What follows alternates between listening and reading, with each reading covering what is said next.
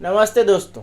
पिछले लेक्चर में अपन ने देखा हुआ article 15, the famous article 15 Ayushmann Khurrana वाला, और उसको काफ़ी डिटेल में देखा अपन ने कि क्यों आर्टिकल 15 होता है। इन फर्स्ट प्लेस अपने कॉन्स्टिट्यूशन में आर्टिकल 15 का यानी महत्व क्या, उसको लाया क्यों गया, और उसको इतने डेप्थ में जाके देखा कि रिजर्वेशन की पॉलिसी, क्यों रिजर्वेशन दिया जाता है अंडर आर्टिकल 15। आर्टिकल 15 बोलता है भेदभाव मत, यानी भेदभाव नहीं होना चाहिए, बट स्टिल रिजर्वेशन क्यों होता है। आपको लगता होगा ना भाई कि ये रिजर्वेशन ये भेदभाव वाली सिस्टम है, पर वो क्यों है उसको अपन ने डिटेल में देखा।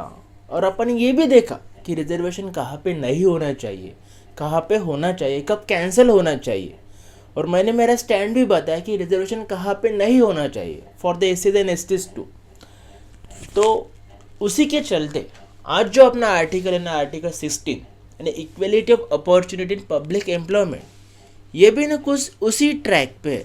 यहाँ पे भी भाई रिजर्वेशन की अपन बात करेंगे, कहाँ पे रिजर्वेशन है, क्यों है, और अभी उसके ऊपर क्या पॉलिटिक्स हो रही है, आगे जाके और कितनी भयंकर उस पर पॉलिटिक्स होगी, उसकी वजह से क्या रुख अपना चेंज होगा भाई अपनी इंडियन पॉलिटिक्स का। आर्टिकल 16 के ऊपर कैसा पॉलिटिक्स चुनाव लड़े जाएंगे आगे, ये भी अपन आज देखेंगे। तो बात अपनी ये है कि जो अपना एक इंडिया है ना, इंडिया यहाँ पे ना भाई मिक्स इकोनॉमी है। मिक्स इकोनॉमी मैंने आपको बताया था कि कैपिटलिज्म होता है जहाँ पे पूरी चीज़ें, पूरी जो इकोनॉमी जो होती है, पूरे जो बिजनेसेस होते हैं वो प्राइवेट प्लेयर्स के हाथों में होते हैं, ठीक है। और फिर जहाँ पे कम्युनिज्म होता है वहाँ पे पूरे जो वहाँ का पूरा जो इकोनॉमी, जो भी डिसीजन होगा कि इसकी प्राइस से लेकर कौन सा बिजनेस लगेगा, वो पूरे स्टेट्स के हाथ में होता है। पर अपना इंडिया जो है यहाँ पे मिक्स काम है, क्योंकि इंडिया तो सबसे अलग ही है ना भाई, इंडिया में तो चीज़ें अलग ही होगी। तो इंडिया में चीज़ ऐसी है दोस्तों, देखो यहाँ पे ना भाई प्राइवेट प्लेयर्स भी है, ठीक है, और उसी के साथ पब्लिक प्लेयर्स भी है। अंबानी भी है, अदानी भी है, ओएनजीसी है और भेल भी है, ठीक है। यहाँ पे हिंदुस्तान पेट्रोलियम भी है और फिर एलआईसी भी है। तो ये हिंदुस्तान पेट्रोलियम, भेल, एलआईसी, ये ना भाई पूरे अपने गवर्नमेंट के कंपनीज है। 9 महारत्नस है भाई, महारत्न यानी 9 ऐसे कंपनीज जो बहुत बड़े, ठीक है। तो इसी के साथ अदानी अंबानी भी काफ़ी पैसा छापते हैं, एकदम भयंकर, इनफाइनाइट। इतना भी भयंकर नहीं छापते दोस्तों। बाकी के वर्ल्ड के जो कंपनीज है ना, वो अपने टाटाज और बिरला से, अंबानी से, अदानी से, बिरला तो काफ़ी पीछे चले गया, अभी इनसे बहुत ज़्यादा पैसा कमाती है, ठीक है, वो अलग चीज़ हो गई। तो इंडिया में मिक्स इकोनॉमी, तो जितने भी ये इंडिया के जो कंपनीज हो गए या गवर्नमेंट ऑफिसेस हो गए, वहाँ पे ना रिजर्वेशन दिया जाता है। देखो अपना आर्टिकल 16 क्या बोलता है कि equality of opportunity in public employment. तो इसमें भी भाई आप किसी के साथ भी सेक्स के ऊपर, ठीक है, रेस के ऊपर, रिलीजन के ऊपर, प्लेस ऑफ बर्थ के ऊपर एंड कास्ट के ऊपर आप किसी को डिस्क्रिमिनेशन नहीं कर सकते, किसी को भेदभाव नहीं कर सकते, किसी का भेदभाव नहीं होगा भाई इन 5 चीज़ों के ऊपर। Only on grounds of, only on grounds of, यानी ये 5 चीज़ों को छोड़ के अपन भेदभाव कर सकते हैं। ये ओनली ऑफ ग्राउंड्स, ये ना भाई खतरनाक चीज़ है। ये 5 चीज़ें छोड़ के अपन डिस्क्रिमिनेशन कर सकते। कोई इंसान बाहर से आया, बाहर के देश से आया, पहली प्रायोरिटी तो भाई अपने को रहेंगी ना भाई, अपने को रहेंगी, क्योंकि अपन सिटीजन है इस भारत भूमि के, इस मातृभूमि के। तो अपने को पहले प्रायोरिटी मिलेगी, क्योंकि अपने लिए स्पेशल है। अपने को sex, race, religion, place of birth और कास्ट के ऊपर भेदभाव नहीं कर सकता कौन स्टेट, बराबर है भाई। भेदभाव तो नहीं कर सकता, पर भेदभाव तो होता है गाइस। तो अगर आपको लग रहा होगा कि मेरे को आईएएस ऑफिसर बनना है, या मैंने कोई भी सादा एक पटवारी की अगर मेरे को नौकरी मिल गई और मेरे को ऊपर प्रमोशन चाहिए, तो स्टेट ना भाई on the basis of sex, race, religion, place of birth और कास्ट के ऊपर आपसे भेदभाव नहीं कर सकता। स्टेट को आपको प्रमोशन देना ही पड़ेगा।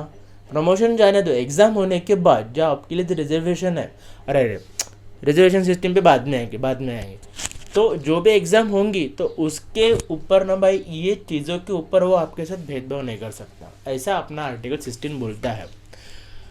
बट भेदभाव तो होता है, भेदभाव तो होता है। क्यों भाई? क्योंकि अपने जो भी गवर्नमेंट के एग्जाम है वहां पे है रिजर्वेशन,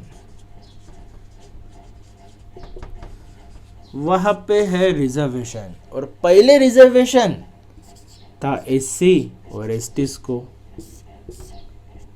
ठीक है। ओबीसी को रिजर्वेशन की बात ही नहीं थी, एससी और एसटी थे। तो क्या होता है ना, अभी अपन पूरी जर्नी देखेंगे भाई कि कैसा क्या, जो मैंने आपको स्टार्टिंग में बोला था ना कि कौन सी पॉलिटिक्स होने वाली है, क्या होगा पूरा चीज़ें आगे, वो अभी अपन देखेंगे, ठीक है। तो बात है भाई मोरारजी देसाई की गवर्नमेंट की। मोरारजी देसाई की गवर्नमेंट कब आई थी भाई? इमरजेंसी लगने के बाद। इमरजेंसी कब लगी थी भाई? 1975 में। 1975 में लगी इमरजेंसी, 2 साल थी इमरजेंसी। 1977 में हुए इलेक्शंस, फिर आती है मोरारजी देसाई अंकल की गवर्नमेंट। अभी मोरारजी देसाई साहब बोलते हैं कि यार ये जो पिछड़ा वर्ग है अपने भारत देश का, वो खाली एससी और एसटी में तो नहीं हुआ ना, और भी लोग हो गए भाई जो पिछड़े हो गए। खाली एससी और एसटी में कैसे रह सकता है? कोई ऐसा भी हो सकता है भाई कि वो एससी और एसटी नहीं है पर वो भी पिछड़ा है, इकोनॉमिकली बैकवर्ड होगा, वो कोई सोशली बैकवर्ड नहीं होगा, यानी उसकी कास्ट इस सोशल हायरार्की, ये जो अपना समाज की हायरार्की उसमें ऊपर हो सकती है, बट वो इकोनॉमिकली बैकवर्ड होगा तो वो बहुत पिछड़ा, उसके खाने के लिए पैसे नहीं होंगे तो बराबर। तो उनका क्या, उनके लिए भी तो कुछ प्रावधान होने को होना, उनको भी कुछ प्रिविलेज मिलने को होना। तो मंडल कमीशन का गठन होता है। तो मंडल कमीशन का गठन होता है और वो अपना रिपोर्ट सबमिट करते हैं 1980 को। मंडल कमीशन, तो मंडल कमीशन अपने रिपोर्ट में बताते हैं भाई कि 52% लोग ऐसे हैं, 52% लोग ऐसे कि वो बहुत ज़्यादा पिछड़े, बराबर। और 52% लोगों के पास ना कुछ पब्लिक एम्प्लॉयमेंट है, ना वो कुछ बिजनेस कर पा रहे, तो उनको स्टेट ने उनको हेल्प करने को ही होना। तो अभी एक बहुत इंपॉर्टेंट देखो यहाँ पे, ये जो 52% लोग जो है ना, जो मंडल कमीशन ने बताया कि जो बैकवर्ड है, ये 52% निकालने के लिए उनके पास डाटा जो था वो था भाई 1931 का। 1931 में हुई थी भाई कास्ट आधारित अपने जो पॉपुलेशन सेंसस जो होता है ना, वो कास्ट आधारित हुए थे, यानी कास्ट भी गिने गए थे कि कौन सा व्यक्ति किस कास्ट का है और वो कितना पिछड़ा है, कितना आगे चले गया। ये किया तब ऑब्वियसली अंग्रेजों ने, और वो हुआ था 1931 के ऊपर, ठीक है।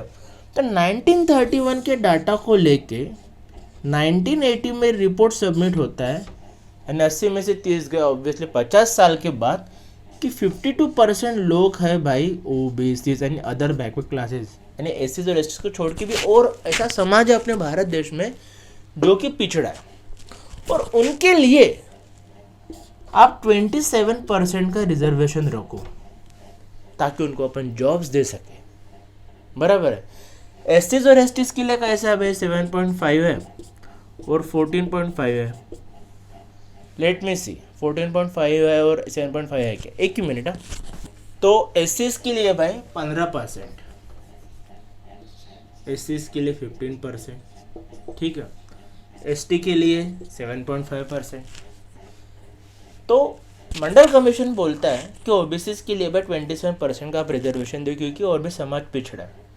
अभी यहाँ पे आप आयरनी देखो, हाँ, आयरनी की बात यह है कि ये जो 52% निकाला वो 1931 के पॉपुलेशन के बेस पे, क्योंकि तब के बाद तो भाई कौन सा आदमी किस जात का है, उसकी कौन सी कास्ट है, कौन जात भाई, हाँ, ये पता ही नहीं अपने को। 1980s में उनका डाटा था 1931 का, 52% निकला, 27% दो बोले। अभी ये दिया 1980 में, और उसके बाद भाई 10 साल बीत जाते हैं, ठीक है, क्योंकि मोरारजी देसाई की सरकार जाती है, फिर से आती है भाई इंदिरा गांधी, फिर इंदिरा गांधी और राजीव गांधी की सरकार चलती है आगे के 10 साल, बराबर है, और फिर राजीव गांधी की भी सरकार जाती है भाई, बोफर्स घोटाला ने ये वो पूरा चीज़ें, और फिर आती है वीपी सिंह साहब की गवर्नमेंट। तो वीपी सिंह साहब भाई खाली 1-1.5 साल के लिए रहते, वो 1-1.5 साल भी नहीं, 9 या 10 महीने शायद से, पर क्रांतिकारी चीज़ करके जाते हो। वो मंडल कमीशन का ना भाई एग्जीक्यूशन करके जाते हैं। VP Singh prime minister of India 1990 में मंडल कमीशन का एग्जीक्यूशन करते हैं। मंडल कमीशन एग्जीक्यूशन, ठीक है, 27% रिजर्वेशन फॉर ओबीसीज, और इसके वजह से भाई पूरे देश में हाहाकार, पूरे देश में भाई, यानी एक प्रकार की क्रांति स्वरूप, क्रांति तो हुई है क्योंकि 27% लोगों को ओबीसी को आरक्षण तो मिला है, पर जो जन आक्रोश जो होता है, सब लोगों को लगता है कि हमारा जो हक है उस पर कोई आपत्ति आ चुकी है, क्योंकि जनरल कैटेगरी के लोग तो बोलेंगे ना भाई कि 27% ओबीसी को दे दिया, एसटी और एसटी को तो पहले से ही है, तो 50% में हम सीमित हो गए, तो अभी हमारा क्या। तो फिर case Indira Sahni versus union of India case होती है भाई, और 1992 वो फेमस केस है, Indira Sahni versus union of India, और वहाँ पे सुप्रीम कोर्ट फिर भाई अपना जजमेंट देता है कि ये जो 27% वाला जो रिजर्वेशन का जो सिस्टम है वो बराबर है, वो रहेगा, बट यहाँ पे रहेगा भाई, मोस्ट इंपॉर्टेंट चीज यहाँ पे रहेगा क्रीमी लेयर,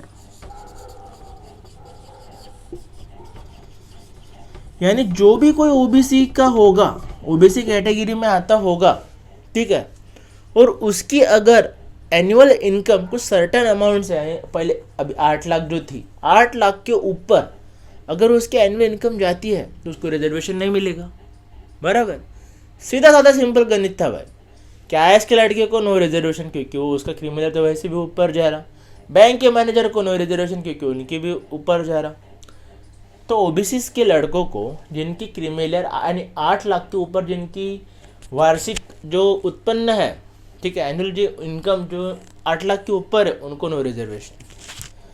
तो यहाँ पे आप एक बात समझो कि एससीज और एसटीज को जो रिजर्वेशन है ना, उनको ये क्रीमी लेयर नहीं है भाई, क्योंकि they are economically plus socially backward class, उनको खाली इकोनॉमी के पॉइंट ऑफ व्यू से रिजर्वेशन नहीं मिला है, उनको अपने को सोशली भी अपलिफ्ट करना है, बट ओबीसीज को खाली इकोनॉमिक पॉइंट ऑफ व्यू से रिजर्वेशन मिला है, यानी कि अगर वो 8 लाख के ऊपर जाते हैं, ठीक, 8% नहीं भाई, 8 लाख के अगर ऊपर जाते हैं तो उनको भाई रिजर्वेशन नहीं मिलेगा, क्योंकि वो इकोनॉमिक्स के बेस पे, क्योंकि सुप्रीम कोर्ट का ऐसा बोलना है कि जो ओबीसी के अंदर जो कास्ट आते हैं वो ऑलरेडी सोशली अपलिफ्ट है, ठीक है, ऐसा चीज़ है अभी। तो यहाँ पे फिर आप एक बात देखो, जो अभी 1992 के बाद शुरू हुआ, 1931 के डाटा पे ही है, तो सबसे इम्पोर्टेंट बात जो सुप्रीम कोर्ट ने बोला कि 50% के ऊपर रिजर्वेशन नहीं जा सकता, एक कैप दे दिया भाई, 27% ओबीसी को 15 और 7.5, बस ये दिस इज फिक्स्ड, 50% के ऊपर आप रिजर्वेशन इंडिया में नहीं दे सकते, ठीक। अपना आर्टिकल 16 बोलता है कि equality of opportunity in public employment, पर अगर आपको जो गवर्नमेंट की एग्जाम होती है, अगर आपको कम मार्क्स मिले और एससी एसटी और ओबीसी को ज़्यादा मार्क्स मिलते हैं तो उनको पब्लिक एम्प्लॉयमेंट मिलेगा भाई, क्योंकि उनको मंडल कमीशन के अंडर 27% रिजर्वेशन है ओबीसी को, और एससी और एससी को तो वैसा भी है, ठीक है। आप sex, religion, caste, place of birth और क्या रह गया फिर, जो भी रहेगा वो 5 चीज़ें, 5 चीज़ों के ऊपर आप भेदभाव नहीं कर सकते, but there is a system of भेदभाव, क्योंकि अपने को ओवरऑल डेवलपमेंट करना है। आप खाली एजुकेशनल इंस्टीट्यूशंस में भाई उनको एडमिशन देके काम नहीं चलेगा, आपको पब्लिक एम्प्लॉयमेंट में भी उनको भाई सर्टेन प्रिविलेज यानी प्रावधान देने पड़ेंगे, तभी तो भाई एक समाज का पूरी तरह से ओवरऑल डेवलपमेंट होगा। इसलिए ये मंडल कमीशन या ऐसी तरह से को रिजर्वेशन दिया गया है, ठीक है। तो अभी बात यहाँ पे ये आ जाती है, जो करंट पॉलिटिक्स जो शुरू है ना, राहुल गांधी जी बोलते हैं कि हम जो रिजर्वेशन है, हम रिजर्वेशन में 90% तक बढ़ा देंगे। अभी जो चुनाव हुआ था अपना लोकसभा का, जो उनका जो one of the main point था, अपने चुनाव का जो मेन एजेंडा था, प्रोपोगंडा था, जो भी उनका जो इशू था, वो था कि भाई I will give reservation up to 90%, ठीक है।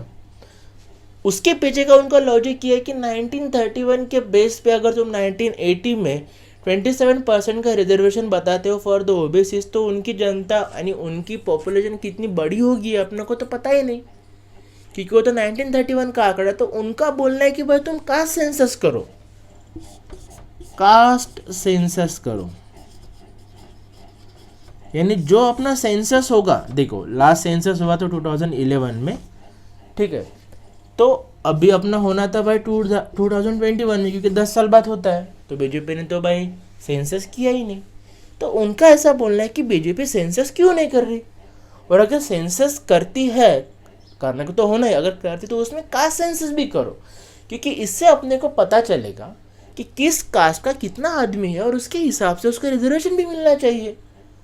अगर भाई 80 लोग इतने बढ़ गए होंगे तो 15% में उनका हो ही नहीं रहा, तो उनका तो रिजर्वेशन बढ़ाना पड़ेगा अपने को। अगर ओबीसी भाई 52% से 27% का उनको रिजर्वेशन मिला, और अगर ओबीसी से भाई 70 to 80% इस भारत देश में, तो 27% में उनका क्या होने वाला है। इसलिए भाई राहुल गांधी बोलते हैं कि हम 90% तक रिजर्वेशन बढ़ा देंगे, और इसके लिए सबसे इंपॉर्टेंट चीज़ है भाई कास्ट सेंसस। तो यहाँ पे न बात है, कभी आयरन देखो, 1931 में हुआ था लास्ट कास्ट सेंसस, अपने को आज़ादी मिली 1947 में, 1952 में बनी, भाई ये गिरेगा तो नहीं, हाँ 1952 में बनी अपनी पहली सरकार। तब थे भाई जवाहरलाल नेहरू पहले अपने prime minister. From 1952 to 1975 Congress, 1977 तक के कांग्रेस, फिर 1980 से लेकर 1989 तक के कांग्रेस, ठीक है। और आगे का 10 साल थोड़ा कम ज़्यादा होते रहा, बट स्टिल 1991 से 1996 तक के कांग्रेस, फिर आगे के 2004 तक के कांग्रेस नहीं थी, ठीक है। बट 2004 से लेकर 2014 तक के फिर से कांग्रेस। तो ये पूरा जो कांग्रेस की सरकार है, तब क्यों नहीं किया भाई कास्ट सेंसस, तब क्यों नहीं किया कास्ट सेंसस? अरे आपका ही तो शुरू था पूरा कार्यक्रम, आपकी तो सरकार थी। 2011 में यानी जो कास्ट सेंसस, जो अपना सेंसस हुआ नॉर्मल जनरल सेंसस 2011 में, और राहुल गांधी जी 2004 में भाई विधायक यानी मेंबर ऑफ पार्लियामेंट बने, वो पहले बार खासदार बने, ठीक है। तब उन्होंने क्यों नहीं किया, तब वो गवर्नमेंट में क्यों नहीं थे भाई? एक तो कोई भी मिनिस्ट्री का पद लेते, वहाँ पे बोलते कि भाई वहाँ पे अपने को 90% अगर रिजर्वेशन देना है तो अपने को कौन से जात का कितना आदमी है वो पता चलने को होना, तो 2011 में कास्ट सेंसस करो। बट एक्चुअली में कास्ट सेंसस हुआ था, डायरेक्टली कास्ट सेंसस करके नहीं हुआ था, यानी पर कौन से कास्ट का कितना आदमी है वो तो उन्होंने उनका डाटा निकाला था, पर वो कभी पब्लिश ही नहीं किया। यानी आप देखो भाई, हिडन रखा उन्होंने डाटा, जानबूझ के पब्लिक के सामने वो डाटा निकाला ही नहीं। अभी उन्होंने कैसे सिस्टम से क्या क्या वो अपने को पता नहीं, पर उन्होंने भाई किस जात का कितना आदमी है वो तो निकाला, पब्लिश नहीं किया। अभी उसके पीछे का लॉजिक उनका ये था कि आउटरेज हो जाएगा भाई समाज में। उन्होंने क्यों किया पता है? ये यहाँ पे 2011 में खुल के नहीं किया कि हम कास्ट सेंसस करेंगे, पर तो भी भाई डाटा तो निकला। काहे के लिए? क्योंकि जो भी गवर्नमेंट की पॉलिसीज होती है बोले ना, तो गवर्नमेंट की पॉलिसीज प्रॉपर एग्जीक्यूट करने के लिए हमने भाई कास्ट सेंसस किया, ऐसा बोला, तो फिर बताइए क्यों नहीं। अरे जब आप बीजेपी को बोल रहे हो भाई तो फिर खुद का पहले देखो। Here I am not a BJP supporter, Congress supporter, I am just telling you the facts. जो हुआ वो आपको मैं बता रहा हूँ, ठीक है। तो अभी बात ये है 2026 में होगा डिलिमिटेशन। अभी डिलिमिटेशन यानी क्या, अभी फिक्स है ना बाउंड्रीज कि ये है तुम्हारी कॉन्स्टिट्यूएंसी, ठीक है, ये यानी चांदनी चौक की कॉन्स्टिट्यूएंसी, वहाँ पे इतना पॉपुलेशन है तो वहाँ पे एक मेंबर ऑफ पार्लियामेंट खड़ा रहेगा लोकसभा के लिए, तो ये ना फिक्स किया गया है। तो ये जो बाउंड्रीज है यानी कौन सी कॉन्स्टिट्यूएंसी कितनी रहेगी, कहाँ पे रहेंगी, सब बाउंड्रीज का चेंज करना, नए कॉन्स्टिट्यूएंसी बनाना और कॉन्स्टिट्यूएंसी कम करना, जो भी चीज़ें होती है वो होती है पॉपुलेशन के अकॉर्डिंग, बराबर है। तो वो चेंज होगा भाई 2026 के बाद।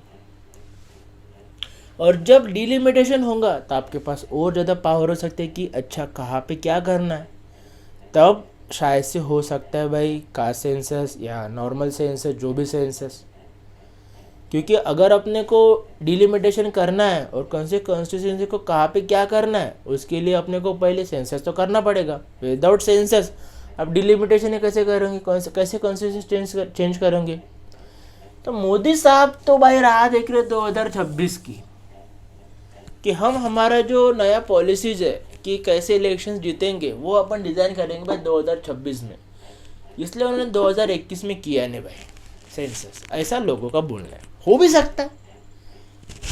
अब मेरे को आप एक बात बताओ कि अगर ऐसा जाहिर हो जाता है कि इस कास्ट का इतना आदमी है और वो कास्ट का इतना आदमी वो सर्टन कॉन्स्टिट्यूएंसी में है, तो वो कास्ट का आदमी तो वही कास्ट को वोट करेगा। और जो ऑलरेडी अपने इंडिया में कास्ट बेस ही पूरा पॉलिटिक्स होता है, कास्ट बेस ही भाई चुनाव लड़े जाते हैं, तो आपको लगता नहीं भाई कि अगर कास्ट का सेंसस होने के बाद अपने को पता चलता है कि ये कास्ट का इतना आदमी इस कॉन्स्टिट्यूंसी में है, तो पूरा वो इलेक्शन और कास्ट पे ही पूरा चेंज हो जाएगा, उसके ऊपर ही बेस्ड हो जाएगा। तो ये डेमोक्रेसी का मतलब क्या हो गया। डेमोक्रेसी में क्या होता है, कोई यानी एबल कैंडिडेट खड़ा रहता है रिप्रेजेंट करने के लिए पूरे लोगों को। पर यहाँ पे एबल कैंडिडेट छोड़ दो, ये मेरे कास्ट का कैंडिडेट है, ये मेरे रिलीजन का कैंडिडेट है, ये मेरी इतनी यानी जो इतनी सीट है उसका कैंडिडेट, तो मैं उसको वोट करूँगा। तो डेमोक्रेसी का मतलब क्या होगा, क्या हो गया फिर मतलब। तभी लोगों का ऐसा बोलना है भाई कि ये सब जाने दो, पर मेरे को ना ये गवर्नमेंट की पॉलिसीज एग्जीक्यूट करने के लिए कास्ट सेंसस होना। तो मुझे आपको ये पूछना है, प्रधानमंत्री आवास योजना जो होती है, ठीक है, तो प्रधानमंत्री आवास योजना में आपको मिलता है घर, हाउस। अभी एक एरिया है, ठीक है, आप एरिया पकड़ लो कि भाई गांधीनगर है। गांधीनगर में भाई एससीज 20% है, एसटीज 20% है, ओबीसीज वो 40% है, और फिर जनरल के 20% है। तो जब आप लाओगे प्रधानमंत्री आवास योजना, तो आपको पता है कि एससी की यानी वो 20% लोग यहाँ पे, तो उनको क्या आप पहले घर दोगे क्या, और ये जो गवर्नमेंट ये जो जनरल कैटेगरी का आदमी उसको बाद में दोगे। ऐसा तो नहीं कर सकते ना भैया। अपने जो अपना आर्टिकल 16 है कि equality of opportunity public employment, उसमें तो ऑलरेडी रिजर्वेशन है, ठीक है। फिर आर्टिकल 15 यानी एजुकेशनल इंस्टीट्यूशंस में जो आपको रिजर्वेशन मिलता है, वो सब चीज़ें। अभी अगर प्रधानमंत्री आवास योजना के अंडर आप कास्ट सेंसस करके अगर उनको आप पहले घर अगर दे रहे होंगे, तो समाज में सेग्रीगेशन और नहीं बढ़ेगा, नहीं भी बढ़ सकता है। लोग समझ भी सकते हैं कि नहीं भाई पहले एससी एसटी ओबीसी को दे दो। बट मुझे जितना लगता है कि जितना यानी आउटरीच एक्सपेन ट्विटर पे होता है, समाज सोशल मीडिया पे होता है, हर जगह होता है, समाज तो ऑलरेडी अपना बटाया है कि रिजर्वेशन क्यों है, क्योंकि रिजर्वेशन की नीड लोग समझते ही नहीं। अरे आज भी इतने लोग हैं भाई कि आपको लगता है अर्बन सेंटर में हो गया कि सबको मिल गया सब कुछ चीज़ें, नहीं गाँव में और भी बहुत बेकार कंडीशन है। पर गाँव में तो भाई वो रिजर्वेशन जाता ही नहीं। जो एससी और एसटी समाज का आदमी आईएएस बन चुका वो अपने यानी तीसरे चौथे पीढ़ी तक रिजर्वेशन ले रहा है, और जिसको मिलने को ना वो यहाँ पे तो मिल ही नहीं रहा। दोनों साइड बता रहा हूँ भाई मैं आपको, रिजर्वेशन होना भी और कहाँ पे भी नहीं होना, तो ठीक है। तो आप कास्ट सेंसस करके for the sake of policy execution क्या कर लोगे भाई? बराबर है ना यार। चीज़ें ना क्या हो रहा है पता है क्या आपको? ये पॉलिटिक्स इतना गंदा हो गया रिजर्वेशन के ऊपर कि अभी कास्ट सेंसस ही करो। विकास सेंसस करके पूरा यानी जो चुनाव लड़े जाएंगे उसमें पूरा कचरा हो जाएगा, ठीक है। कास्ट सेंसस करके आप पॉलिसी एग्जीक्यूशन कर रहे तो पहले एसी तो एसटी को देते, बाकी को ओबीसी और जनरल वाले चलाए कि हमको क्यों नहीं। अभी कोई ना कोई आदमी को तो पहले घर देना पड़ेगा ना भाई। पर वो अगर कास्ट सेंसस करके on the base of caste दे रहे होंगे तो उसमें भी प्रॉब्लम हो जाएगा, क्योंकि गरीब इंसान तो गरीब है और हर एक गरीब को घर होना। तो आप कास्ट सेंसस करके पॉलिसी एग्जीक्यूशन कैसे करोगे और लोगों को क्या बताओगे? तो ये पूरा खेल है भाई कास्ट सेंसस का। अब पब्लिक एम्प्लॉयमेंट में जो आपको अपॉर्चुनिटी देने हैं, जो ऑलरेडी 27%, 15%, 7.5% है, उसको अगर और बढ़ाएंगे तो जनरल कैटेगरी के लोग और ज़्यादा फनल डाउन हो जाएंगे और नैरो डाउन हो जाएंगे कि हमको जॉब कहाँ मिलेगा। फिर होता है भाई पलायन बाहर के देशों में, वहाँ पे जाके जॉब करते हो, ये भी सिस्टम चलती है। तो मेरे को लगता है कि भाई इसमें कुछ ना कुछ तो बैलेंस अपने को निकालना पड़ेगा। अभी वो बैलेंस क्या है, कैसा है, वो पॉलिसी एग्जीक्यूशन, वो इतना बैठ के उधर लोग नीति आयोग वाले कुछ तो काम करने को होना ना भाई। और जो होने को है ना वो मैंने लास्ट लेक्चर में बताया आपको। तो ऐसा है अपना आर्टिकल 16 और अगले लेक्चर में देखेंगे अपन आर्टिकल 17। तो आज के लिए खाली इतना ही, ठीक है। मिलते हैं अपन अगले लेक्चर में, तब तक भाई आप सब्सक्राइब करो, शेयर करो, लाइक करो। Thank you.